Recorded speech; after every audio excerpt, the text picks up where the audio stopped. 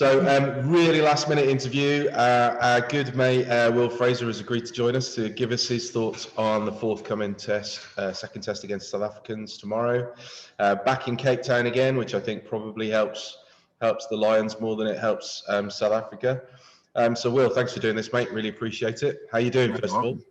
Yeah, good. Very well. As you can tell, I'm in the luxury of my car, living it up. Yeah, no, all good. Thanks for having me on. No, not at all.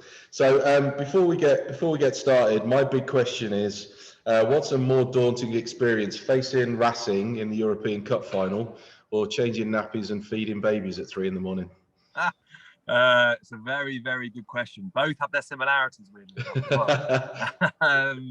Yeah, it's been the last year or so during COVID has actually been a fairly productive one from my end in terms of work and obviously having little Evie, and so no, mate, it's good. She's a very happy, smiley little girl, so we're very happy with her. Good. So you won on both fronts, mate. You lifted both medals. Won on both fronts. Yeah. One is a lot more short-lived than the other, but yeah. Wins nonetheless. So obviously, you don't want to dwell too much on how sadly your career with Sarries got cut short. But you enjoyed some incredible times, clearly, and now you've moved on to your own venture. Why don't you tell us a bit about that?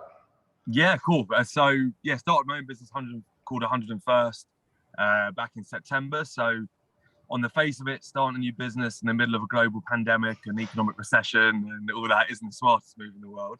But actually it's proved to be quite a good time for us. So it's a management consultancy, and we use the power of incredible real life experiences to drive change. So it's really interesting because obviously whether it's individually, teams, organizations, are never going to go through the level of change that they've gone through the last 18 months or so. So actually the demand for looking out for their people, values, purpose, resilience, all these kind of really generic global themes around culture are kind of more prevalent now than they have been for a long, long time, if ever before. So from that point of view, work's going well, yeah. So we're getting a few good clients now, ducking into professional sports space, corporate, doing stuff in education as well. So it's very different to chucking a ball around, and having been at Sarries for I think it was 16 years by the time I left as a player, and then crossing over to the commercial side. Yeah. It was quite daunting, but actually, yeah, it's been good fun. And as I said before, we start recording, we're still in business, which is always a good thing. Absolutely. We've sadly seen way too many fall by the wayside, and I suspect it won't be the end of that. I guess just on that sort of culture and purpose piece, I guess it's quite a different challenge to try and maintain that when your colleagues and friends are miles away, sometimes hundreds of miles away, and this is the way they communicate now. So I guess, is that one of the key focuses going forward? Yeah, it's definitely a big part of what a lot of organizations are trying to figure out, this whole kind of hybrid working and what that looks like. What do people actually want? And I think with a lot of these things, first and foremost, is actually trying to understand, well, what do people actually want to do? How does that then potentially impact, good and bad, the levels of productivity? And then what impact does that then have, obviously, on the end outcome? But I think it's trying to manage it is hugely, for us, a really interesting space, because there's a lot to do. And it's very different organization to organization. You'll have a way that you want to run your business, which could be different to how someone else.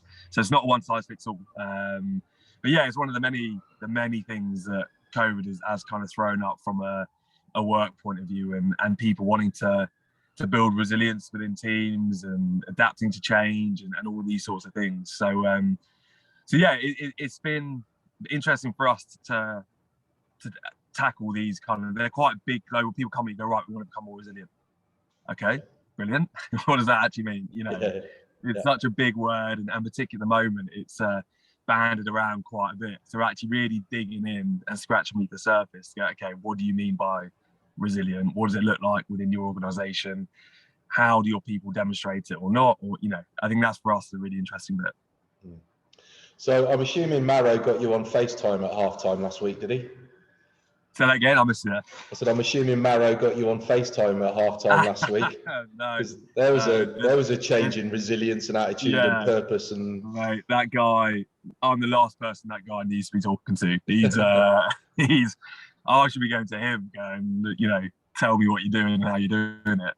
But I probably could have done with that whilst I was playing, actually. When he was a young kid, obviously coming through when I was playing, and then very quickly surpassed all of us. So I need to take whatever he's taken. Well, I suspect. I guess the point I was making was that Gatland rang you at half time last week because there needed to be a change in purpose from the first half to the second half. So you've been in and around those situations, those scenarios, those some of those boys you've played with for a number of years. What was said at half time that changed the game? Yeah, it's funny. I don't know Gatland. I've come across him when I was playing a couple of times and talking to the boys, especially the lads, Owen, Mako, that have done a couple of tours already, and Jamie on the last tour. I'd imagine he's not the sort of person that does the old hairdryer treatment necessarily. I think particularly when you're on a Lions tour, you've got the very best players in the world there. They know themselves more than likely what's going wrong. It's then all about those really fine, detailed conversations. Actually, okay, well, what is the detail we need to fix here? What do we need to? And you could see it. You say, the cliche game of two halves. The first test could not have been more. Even from an individual player point of view, there's some lads that you almost forgot they were playing in the first half, and then second half, it's probably the best 40 minutes they've ever played. I'd imagine it's a very process. Go back, we know what we're doing, we know where we're going wrong. We just have to go out there and fix it now. And I think the biggest difference for me watching it was actually just the discipline with and without the ball. Yeah. So, first half, we definitely gave away a few soft pens. That obviously when you got someone like Pollard, he's going to knock them over all day. And then with the ball, second half, the discipline to actually keep it and keep playing, go through the phases. And Sam Walton, quite rightly on comms, was obviously saying, just keep the ball and we're going to get penalties. Obviously, Rassie's come out, lost the plot a little bit. Yeah. Kind of highlighting a few bits. But yeah, it was just a brilliant game of rugby there. As I think all rugby fans, with how the last year's gone and with the whole tour, was it going to happen? Was it not going to happen? Yeah. Warm-up games being called off or whatever it was. I think to get that first test under the belt, for it to pan out how it panned out as well, I think tomorrow's going to be epic. Yeah, no, I agree. I was considerably well watered by the time the second half started, with my favourite Belgian beverage. Other beers are available, but yeah, I agree. I think Warburton made the point. Let's keep the ball for five run-ups, and then guess what? They'll give a penalty away, and we'll be all right. How just as, and you've been through sort of professional disappointments, I know, but the boys like Owen and Jamie George, Liam Williams, Falatau, probably guys that I guess they would have expected to not inked in, but certainly strong contenders. How do you think they've managed this week with the disappointment of not being in that test? Yeah, I think it's a really interesting one because obviously all those players have almost probably never been dropped from clubs, international sides. As you say, they're kind of first names on the team sheet. So it's a very new feeling, a very new emotion probably for them. I spoke to Jamie and Mako very briefly after the team was announced for the first test. You're trying to think what to say, and I think I just sent them 2 love heart emojis and kind of left it at that. But I think then the flip side of it is there's obviously a huge amount of frustration because obviously you want to be playing the test. Obviously it's great in the warm ups, but the test is what you're there for. Yeah. Then the flip side of that is this whole thing of the British National Lions is bigger than just the 15 guys on the pitch. It's a whole squad there. What it represents, for the fans, So I'm sure, once that initial kind of frustration and anger has been almost dealt with and accepted, it's then going, well, to be fair, I'm still on the tour. I've got all the stash, which is always a good thing. And I think it is this kind of bigger picture piece. So I'm sure, they're unbelievably professional guys. They'll be doing everything they can to make sure that the lads that have been picked are as well prepared as they can be, and they can go out there and kind of get the job done on Saturday. But I know they'll be hugely frustrated with Norway. But then you look at Mako. He's kind of like risen like a phoenix, isn't he? Yeah, absolutely. For me, obviously I'm going to be biased to my mates that are there. I was amazed, amongst a couple others, but I was amazed he wasn't even in the squad for that first test. And I suppose his performance off the bench then just shows, he's starting tomorrow. So absolutely. Mako, by the way, if you're watching, I'm a 52-inch chest, mate, if there's any stash going. I interviewed Lee Mears last week, who obviously was part of that epic 2009 tour to South Africa. And, he says he doesn't have great memories because he remembers getting pumped by Matt Field and the Beast and Jesus du Plessis and John Smith. There's a five that you fancy going up against. And I said to him, he got dropped for the second test. I didn't think he played that badly on reflection, but he said he kind of got left to his own devices. He had to get on with it. So what would the guys be doing with Elliot Daly this week? Would he have to pick himself up, or is he gonna? I think no. I mean, you've got Elliot and Jamie in particular very close. I know obviously that with the other Sarries boys, Owen and Mako, so I'm sure they'll be helping him through. But he's, I think it's just part of professional sport, isn't it? And the lines is such a, professional sport itself is ruthless. The line then takes it to a whole new level because you've only got 3 games in 4 years. So it is very much. You don't have a good game as Lee, and I agree with you. I thought Lee went well, but they're going to make those decisions very quickly. Yep. So, but he's still on the bench, Elliot. So he'll still have a chance. He's got another crack at the whip, and the thing is, for the third test, a lot of it depends obviously how tomorrow goes. But for the third test, say fingers crossed, touch all the rest of it. But let's say the Boks win this one, and it goes to the deciding one. He's still on the bench. He's still got a good crack at then starting the third one. Because Gatland's not afraid to make those calls. So I think the fact he's still involved will probably save his soul a little bit. If it was a straight not involved at all, I think that'd be a pretty bitter pill to swallow. Yeah. So we can't really talk about the second test without talking about Rassie. So if he was your client right now, other than shutting down his Twitter account and his Vimeo account, what would you be saying to him? God, it's like crisis management, isn't it? If you're like their PR team, it's well, funnily enough, when I was at Sarries, Brendan Venter did that very famous interview after we lost to Rassie when we were back at Vicarage Road, and I don't know, the thing with the Rassie Erasmus stuff in the videos is either a complete head loss, like lost the plot, doesn't know what he's doing, or it's a very, very calculated kind of tactic to maybe take the heat off the players or to distract, and then he obviously has some genuine issues with the officiating. But I just love the Twitter thread because everyone's gone back in sending him videos of penalties that the Lions should have got and they didn't get in the first test, which is quite nice to see. But no, I personally, I'd be pulling him from everything. I'd say you're not getting in front of the camera again. We can't be doing this. But again, it depends, because if the result goes their way tomorrow, then you look at that and go, oh, well, maybe that had some form of influence one way or another, even if it's just galvanising the team. It's an interesting one. I wouldn't put it that way. No. I mean, my estimation is that he's kind of lost the second test before it started by behaving that way, because there's a 50-50 somewhere, which way are you going to go now? I mean, obviously you've played with quite a few South Africans, actually, some World Cup winning South Africans, Vincent Koch and guys like that. I've been watching that Chasing the Sun series, and the thing that strikes me about it, and I suspect this is why he may have had a head fit, is they all feel this enormous weight of responsibility to perform for the South African nation and make the South African nation feel better, given what's going on right now. So, I do wonder whether actually just the weight of expectation that they've placed on themselves is something they need to manage.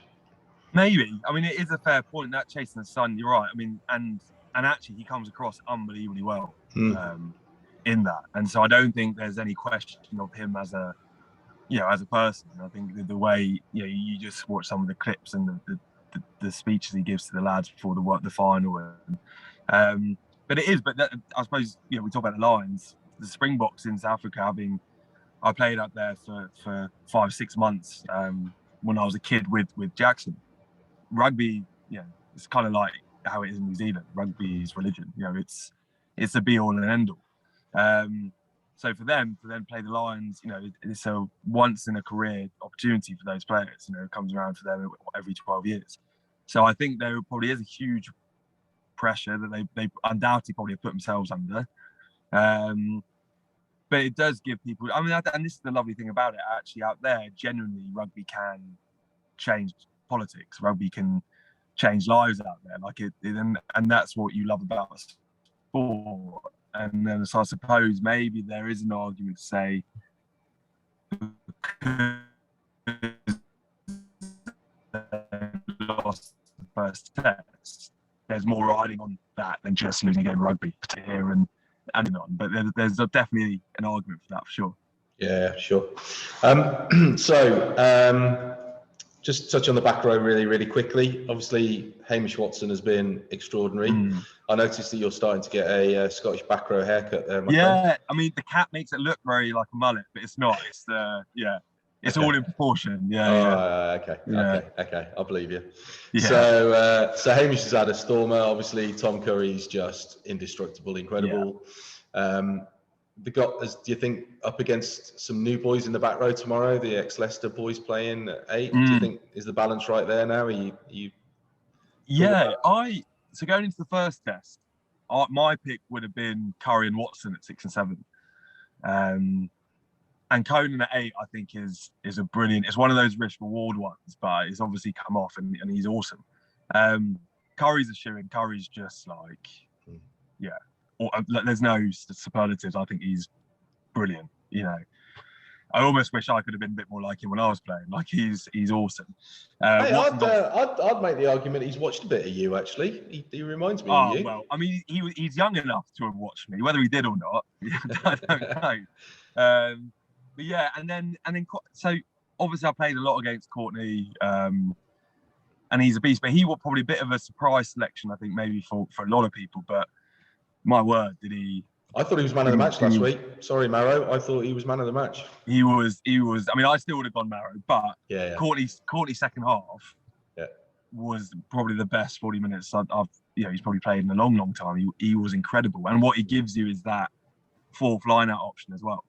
So you got Marrow, Alan Wynne, Conan can obviously go up, and then you've got Courtney against a big box side, having those particularly defensive lineouts, being able to chuck an extra guy up there just to try and skew the ball a little bit, I think is huge. So for me, I think after how the first test panned out, I think it's the right call to go with them 3 again, and then Visa coming in for the box is a massive ball carrier. He's not the tallest of blokes, but he's a big guy. He's a big set, and he's in the Prem, he just runs over people. He's one who just mows people down, and whether or not he can do that against the Lions he'll give it a go, no doubt. It's just whether or not he'll succeed.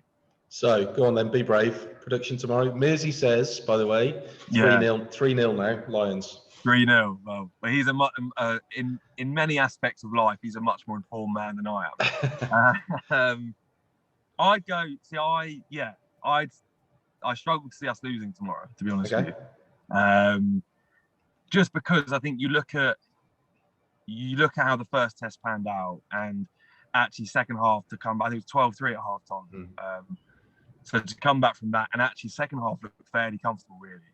Once we kept the ball and we started knocking over, and we missed a few kicks as well, so it could have been more. So I think if we kind of set off like that tomorrow, I struggle to see. And also I think when you look at the box, there's not much after kind of the first 15 and maybe when Vinny comes off the bench. After that, there's not a huge amount to bring on. No, whereas you look at the Lions bench, you bring an Owen off the bench, you bring an Elliott off the bench, you've got some absolute powerhouse there. So I think, and then the third test, once you're 2-0, it depends how you go, because either everyone else gets a run out for both teams, it becomes a bit of a barbars game, or they want to win once, they go full out again. Yeah, so who knows? But I 3-0. Yeah, I'll go Mearsy on that. Okay. I wouldn't expect you to name Marcus Smith as your 10 for the third test, by the way. No. But I think the rest of the world would like to see it. Mate, to be fair, I'll give him his. I mean, he's some player, isn't he? Mm. He's and what a year he's had. And I think to come into the Lions and late call up, even the warm up game, you know, it was ought to have that confidence and, you know, clarity to go and actually make an impact and not just be a number. Yeah. But also, I think in 4 years' time, yeah, I think he could very easily be a starting 10 for the Lions on the next tour, without a doubt. Okay, so score tomorrow? Score tomorrow. I'm going to go. I don't think it'll be high. I'm going to go very similar to last week. I'm going to go 21-15. Okay, cool. Yeah. So before I let you go, Sarries are back in the Prem. Yeah. So how are they going to go this season? Are they refreshed because they didn't get bashed around, or are they? No. Well, I was undercooked? I went to the final, the home leg at now StoneX Stadium. Yeah. Of the final, and had a good few beers with everyone. I was just like a full fanboy. I was going to change room afterwards, and we're all doing the. But no, I think they'll go well, mate. I think that this year, I think on reflection, if you look back in a couple of years' time, I think actually you can take a lot of positives from the year in the champ, in the sense that a lot of boys haven't played as much rugby as they would have. It's given the opportunity to play a lot of the young lads and to really bleed them in, and you know, because in reality, once, you know, your likes of Jackson, Jamie, Owen, Duncan, once those guys move on, there's no one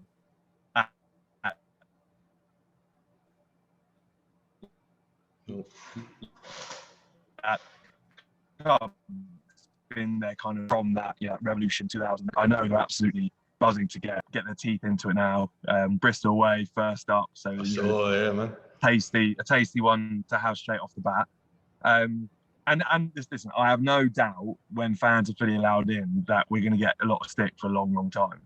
It's just part and parcel of it. But I think actually it probably plays into the lads' hands a little bit, because it's that whole, you know, underdog and wanting to prove people wrong. So no, they're pumped for it. I'm super excited to see the boys just back doing what they're doing in the place they should be doing it in.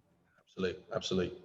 No, I think it's a better comp with them in it for whatever went on. It's a better comp for in it. And what's reassuring or not reassuring, depending on your perspective, I tried to get some hospitality tickets for the Exeter game, and apparently it's already sold out. So, wow, that's good. So yeah, either that or they don't want you there. Well, either of those are distinct possibilities. Absolutely. Yeah. I think I drank too much South African brandy last time. That's it. Mate, thank you ever so much for that. Really appreciate your time. Really appreciate the insight. And we'll get this posted. Everyone who's watching, if you want to find out more about Will and his company, I'll stick the link on there as well. And hopefully we'll get a beer soon, mate. 100%. Looking forward to it. All right, you take care. Cheers, dude. Cheers. Take care.